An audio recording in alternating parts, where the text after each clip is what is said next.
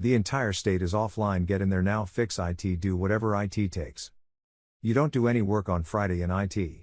If it goes wrong, you'll be there all weekend fixing it. So, in the spirit of being careful, Friday afternoon drinks were a tradition. 4 p.m. Friday was beer o'clock, and as the resident only person not excited by Crown Lager, responsibility for arranging the drinks fell to me. No big deal, right? Except that this was the day that I finally got an unlimited account with the local liquor store that would be billed to the company automatically. I wasn't going to waste it. I did not waste it. Our small 10-person company got rip-roaringly drunk. Like arrested for being outside in this state drunk. There was Jack Daniel's cans stacked to the ceiling. Chips had fallen liberally to the floor. Someone couldn't find a bin and filed a chicken wing in the file cabinet, under C, for chicken. It was one of those drinking sessions where everyone is just a total mess.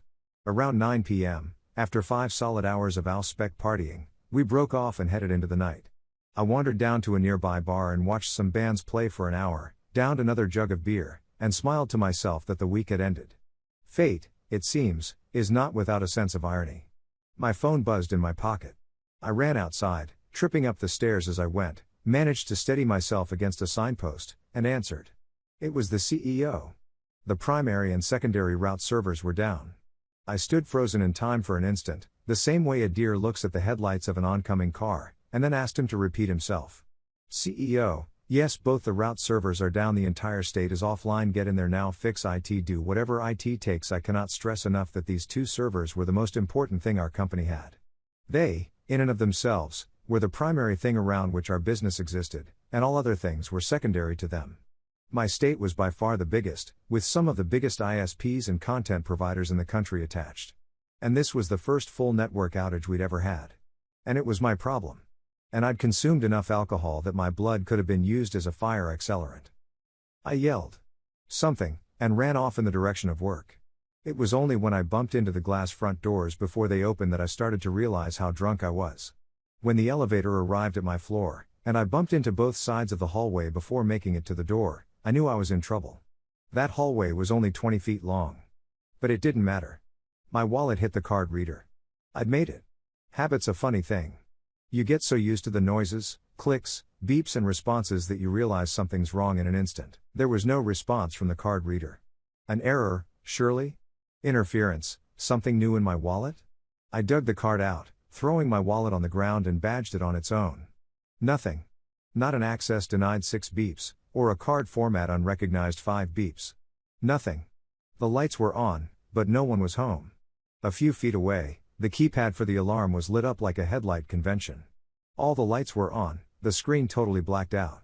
No beeps for keypresses. Just nothing. The blood drained from my face. The route servers were inside, suffering some unknown fate, our customers probably getting more furious by the minute, and I could not open the door. Again.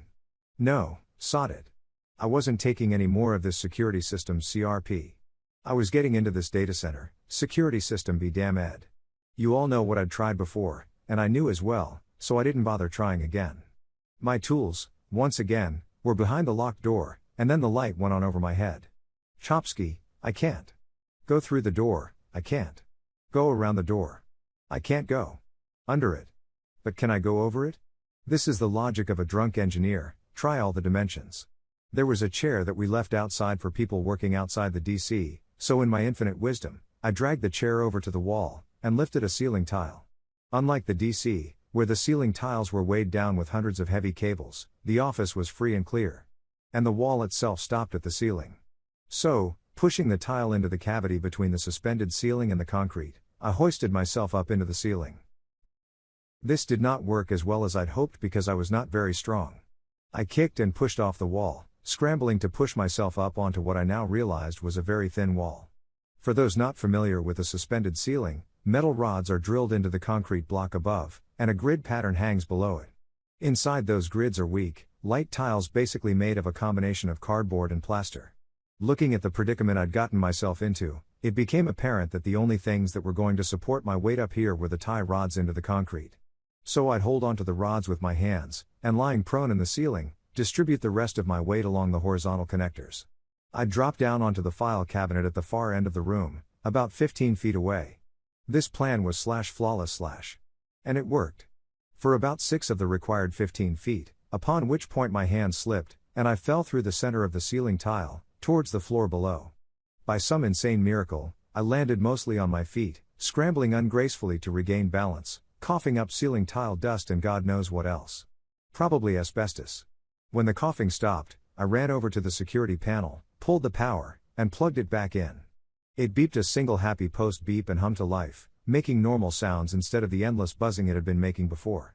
My access restored, I quickly found the problem. A circuit breaker had tripped, and due to a wiring error on the part of an electrician at some point, both route servers had been wired into the same circuit, rather than the different feeds on different UPSs via different distribution boards that they were supposed to. With a dustpan and brush, I set about cleaning up the nightmare my dramatic entrance had caused. It was not a small mess. Ceiling tiles are about 5 feet by 2 feet, and this one had exploded. It took about an hour. After finally sweeping up all the mess, putting the ceiling tile I'd broken to get up there back together, and replacing the one I'd broken getting down, I walked out the door, feeling smug that no one would be the wiser for my ceiling entrance, and I'd have a grand story to tell. Monday morning rolled around and I was the last one in. Aaron stared at me. "Aaron, what the hell did you do to my desk?" "Chopsky, wah?" I walked into the office, and stared in horror. I don't know what the hell I'd cleaned up, but it looked someone had hit a bag of flour with a baseball bat.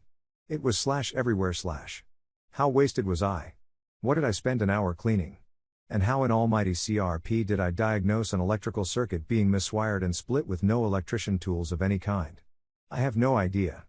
But what I did know was how to break in, so I documented the procedure and added it to the tech support wiki. Story 2. Okay, now just hit restart and you killed it. Oh my god, guys. Background, Tier 2 desktop and then some. I support an office of 60 people on my own, and a few dozen work at homes, and assist other techs at other offices.